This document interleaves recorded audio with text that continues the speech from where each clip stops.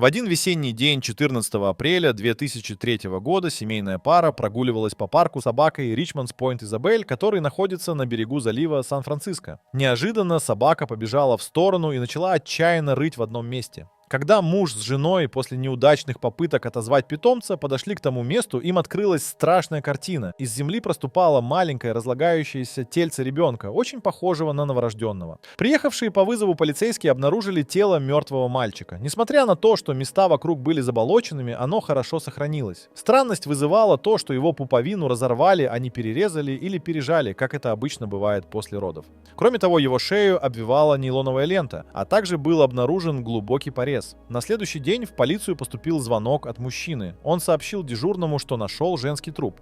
Когда следственная команда прибыла на место, выяснилось, что оно находится почти в миле восточнее от того места, где накануне было обнаружено тело ребенка. На женщине были бежевые штаны и бюстгальтер для беременных. Само же тело было настолько обезображено, что назвать его человеческим можно было с огромным трудом. У него отсутствовала голова, верхние конечности и ноги почти полностью. Спустя несколько дней 18 апреля 2003 года после проведения ДНК-экспертизы полицейские подтвердили, что останки действительно принадлежат Лейси Петерсон и ее нерожденному сыну Коннору. Это известие всколыхнуло общественность и все медиапространство. Лейси Петерсон, которая была на 8-м месяце беременности, искали вот уже 4 месяца. По свидетельствам родственников и соседей, в последний раз ее видели живой 24 декабря 2002 года. Скотт Петерсон, муж Лейси, впоследствии был признан виновным в убийстве первой степени своей жены и убийстве второй степени их нерожденного сына. Эта трагическая история стала основой для документальных программ «Криминальных хроник», эпизодов телесериала «48 часов» и программы «20 на 20». Лейси Роча. Лейси Денис Роча родилась 4 мая 1979 года в Модесто. Ее родители, Шерон и Деннис Роберт, начали встречаться еще будучи школьниками. После свадьбы супруги открыли небольшую молочную ферму к западу от Эскалона, Калифорния. Лейси была не единственным ребенком в семье. Кроме нее, родители воспитывали старшего брата Брента, родившегося в 1971 году. Детей с детства приучали к работе на ферме, а также Лейси передалась от матери любовь к садоводству. Поэтому неудивительно, что в будущем она изберет своей профессией именно аграрное направление. После развода родителей Лейси и ее брат Брент вместе с мамой переехали в Модесто. По выходным они часто наведывались на ферму. Когда Лейси исполнилось 2 года, Шерон вышла замуж за Рона Грански, который стал для детей вторым отцом. В школе Лейси была активной участницей группы поддержки спортивной команды. Окончив среднюю школу имени Томаса Дауни, она поступила в Калифорнийский политехнический университет и выбрала факультет декоративного садоводства. Скотт Петерсон. Скотт Ли Петерсон появился на свет 24 октября 1972 года в городе Сан-Диего, штат Калифорния. Его отец Ли Артур Петерсон управлял компанией, занимающейся контейнерными перевозками, а мать, Жаклин Хелен Лэттем, владела бутиком The Put On в районе Ла-Холья. У обоих родителей было несколько детей от предыдущих браков, и Скотт стал их единственным общим ребенком. Отец привил Скотту любовь к гольфу. К 14 годам подросток мог уже смело обыграть своего родителя. Природные способности к этому виду спорта сделали его одним из лучших молодых гольфистов в Сан-Диего и позволили ему получить частичную стипендию после поступления в университет штата Аризона в 1990 году. Однако талантливый молодой человек нравился не всем. Находились те, кто активно завидовал его способностям и строил козни. Скотт не смог смириться с таким положением дел и перевелся сначала в колледж Куэста в Сан-Луис-Обиспо, а затем продолжил обучение в Калифорнийском политехническом государственном университете. Только в этот раз он решил выбрать профессию, не связанную со спортом, отдав предпочтение аграрному бизнесу. Преподаватели отмечали его как одного из самых целеустремленных студентов. Знакомство и жизнь в браке. Лейси и Скотт познакомились в середине 1994 года, когда оба были студентами политехнического университета.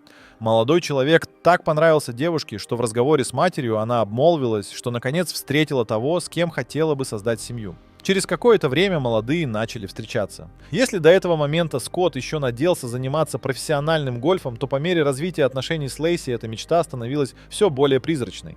В итоге он решил сосредоточиться на бизнесе. Спустя 2 года после начала отношений пара съехалась, чтобы начать жить вместе. 9 августа 1997 года Лейси и Скотт стали мужем и женой, скрепив узы брака на курорте Sycamore Mineral Springs Resort, расположенном в долине Авила, в округе Сан-Луис-Обиспо. В июне 1998 года Скотт получил диплом бакалавра сельскохозяйственных наук. После окончания университета пара решила заняться собственным бизнесом. В Сан-Луис-Обиспо они открыли спортбар под названием The Shack. Если первое время бизнес шел с трудом, то со временем популярность бара возросла, что, конечно же, положительным образом сказалось на доходах. Накопив достаточно денег, Скотт и Лейси выставили бар на продажу и переехали в Модесто, где планировали купить дом и обзавестись детьми. В октябре 2000 года их мечта сбылась. Они приобрели бунгало с 3 спальнями и 2 ванными комнатами за $177 тысяч.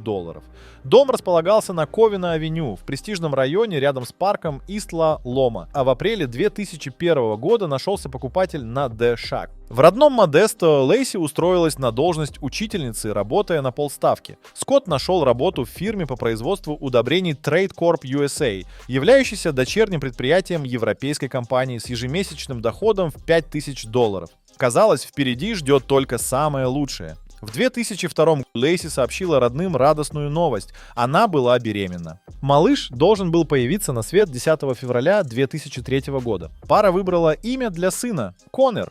Скотта, в отличие от жены, перспектива стать отцом не особо радовала. Иначе как объяснить его романтические отношения с массажисткой Эмбер Фрей? Они познакомились в ноябре 2002 года, и Скотт при знакомстве решил не говорить девушке, что у него есть жена и скоро будет ребенок. Исчезновение Лейси. Утро 24 декабря 2002 года не предвещало ничего необычного. Скотт отправился на рыбалку в гавань Беркли. Лейси намеревалась досмотреть кулинарное шоу по телевизору, а затем заняться уборкой, приготовить печенье и прогуляться с собакой в парке. Так, по крайней мере, мужчина сказал потом полиции. Однако чуть позже соседка Петерсонов Карен Сервас заметила их золотистого ретривера Маккензи, который бегал возле дома, и отвела его на задний двор. Другой сосед Майк Чиаветта также подтвердил, что видел Маккензи около 10:45, когда играл с собственной собакой. Лейси поблизости в обоих случаях не было. Вернувшись домой с рыбалки, Скотт обнаружил, что дома никого нет, а собака находится на заднем дворе. Автомобиль Лейси, Land Rover Discovery SE 1996 года, стоял на подъездной дороге. Не заметив ничего подозрительного, Скотт принял душ, а затем отправил промокшую на рыбалке одежду в стирку. Сообщение об исчезновении и начало расследования. В 17:15 Лейси все еще не было дома. Тогда Скотт решил позвонить своей теще. Примерно через полчаса отчим Лейси, Рон Гранский, связался с полицией. Приехавшие на вызов сотрудники начали тщательный осмотр дома Петерсонов, в ходе которого в шкафу они обнаружили сумочку Лейси с ее ключами, кошельком и солнцезащитными очками. Детективы Джон Бюллер и Ален Брокини в тот же вечер опросили Скотта Петерсона. На вопрос, где он находился в течение дня, мужчина сначала заявил, что играл в гольф, а затем изменил показания, сказав, что ездил на рыбалку в гавань Беркли за 90 миль от дома. Смена показаний насторожила детективов, но еще более странным им показалось поведение Скотта. Он совсем не производил впечатление убитого горем мужа. Наоборот, он был подчеркнуто вежлив и надменен, в его словах чувствовалось раздраженное нетерпение. Вряд ли так стал бы себя вести муж, искренне обеспокоенный исчезновением и вероятной гибелью своей жены. Поиски. Операция по поиску пропавшей Лейси Петерсон началась сразу же. Власти города объявили срочный сбор всех служб и добровольцев, после чего началась масштабная поисковая операция вдоль ручья Драй-Крик. В поисках участвовали полицейские на лошадях и велосипедах, кинологи, вертолеты с прожекторами и водно-спасательные службы. Всего около 30 полицейских, а также близкие Лейси. Добровольцы распространяли листовки, призывая людей помочь в поисках. В первые 2 дня участие в операции приняли почти 900 человек, прежде чем к ней присоединились официальные органы и службы. Вся поисковая кампания активно совещалась с местными и федеральными средствами массовой информации. Несмотря на принятые усилия, найти Лейси не удалось. Тогда было решено объявить награду в $25 тысяч за любую информацию о пропавшей женщине, благодаря которой ее можно было бы найти. Но дни проходили за днями, а Лейси не удавалось обнаружить ни живой, ни мертвой. В конечном итоге сначала сумму вознаграждения увеличили в 10 раз, а затем она достигла $500 000. К этому времени количество волонтеров, помогавших распространять листовки и плакаты о пропавшей женщине, достигло 1500. Поведение Петерсона. Несоответствия в словах Скотта Петерсона стали вызывать у следователей серьезные сомнения. Если в самом начале расследования его родственники настаивали на том, что в семье Петерсонов не было разногласий и вообще, по их мнению, отношения между супругами были близки к идеальным, то затем, по мере продвижения расследования и открытия новых фактов, их энтузиазм несколько сник. 17 января 2003 года выяснилось, что Эмбер Фрей была не единственной, с кем Скотт изменял Лейси. Стало известно, что он как минимум дважды встречался с другими женщинами. Это открытие стало важным элементом в расследовании. На допросе Эмбер Фрей подтвердила, что понятия не имела о том, что Скотт был женат, ведь во время знакомства он представился как холостой. Если бы он с самого начала сказал правду, никаких отношений между ними не возникло бы, как сказала девушка. В доказательство своей порядочности Фрей согласилась на прослушивание ее разговоров с Петерсоном. Как оказалось, буквально через несколько дней после исчезновения жены Скотт позвонил Эмбер и сообщил, что проведет новогодние праздники в Париже в компании своих закадычных друзей. Только вот ни в каком Париже мужчина не был.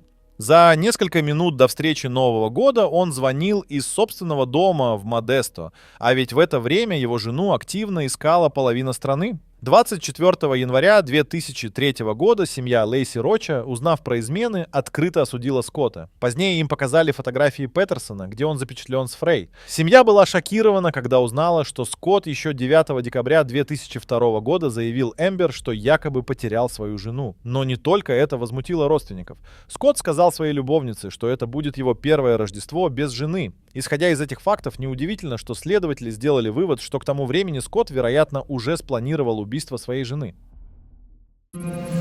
Результаты вскрытия после обнаружения тел.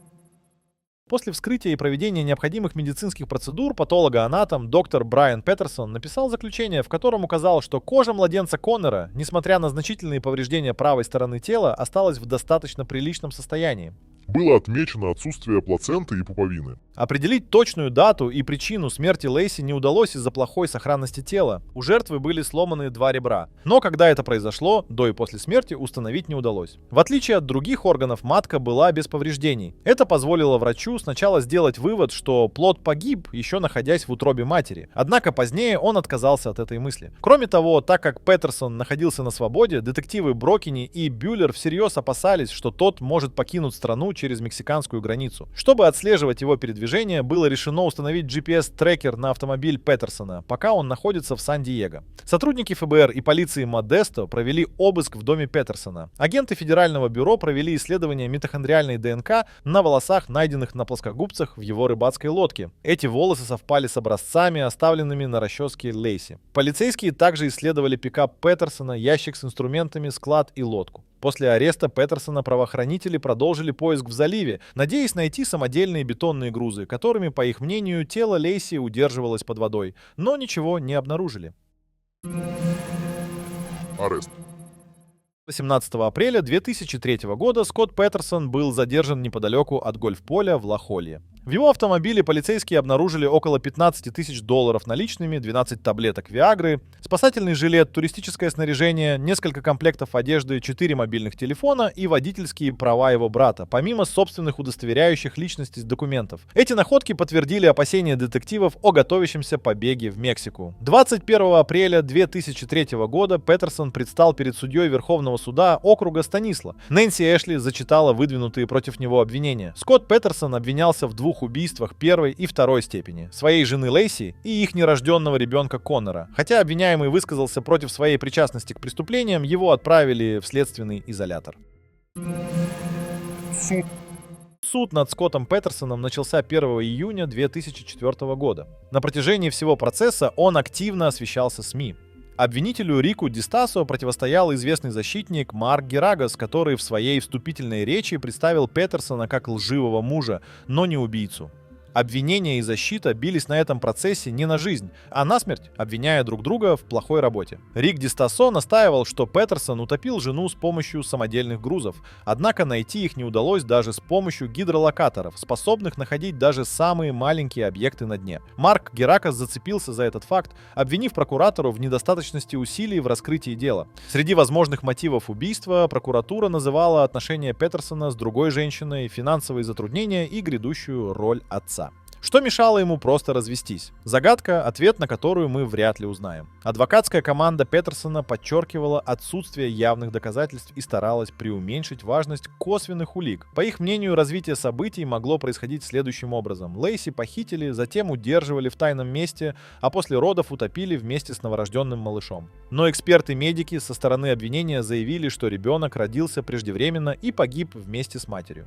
Трудности возникли в команде присяжных заседателей. Фрэнсис Горман почти сразу же после начала судебного процесса был снят с дела, а Грегори Джексон сам попросил снять с него обязанности. Что послужило причиной такого поступка для последнего, неизвестно. Возможно, не выдержали нервы. Доказательства. Эксперты смогли с точностью идентифицировать только одно доказательство. Это образцы волос. Волосы, найденные на плоскогубцах в лодке Петерсона, соответствовали ДНК образцам, оставленным на расческе Лейси.